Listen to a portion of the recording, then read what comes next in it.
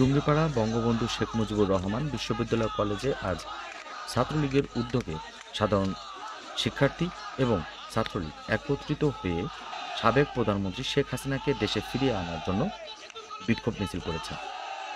গত 5ই আগস্ট প্রধানমন্ত্রীকে দেশ ত্যাগ করাকে তারা অবৈধ বলে মনে করেন।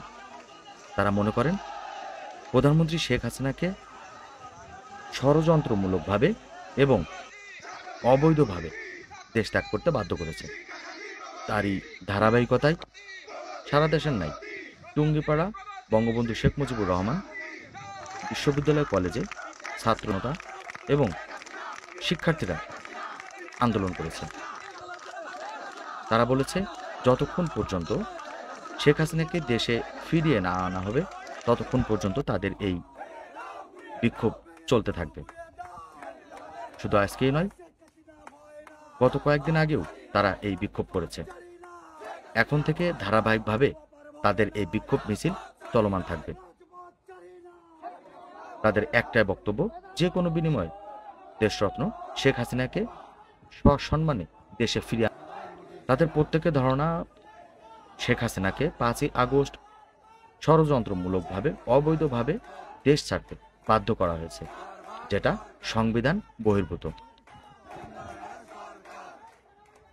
এবং বর্তমান ডক্টর ইউনূসের যে অন্তর্বর্তীকালীন সরকার রয়েছে তারাও অবৈধ।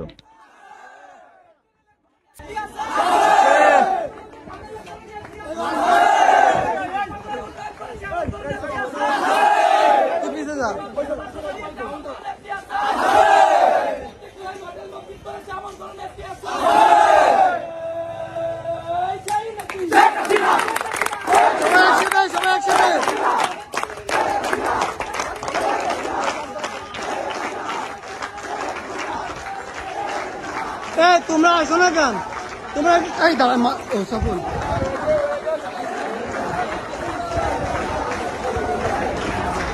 ভাই, সবাই নিচে আসো।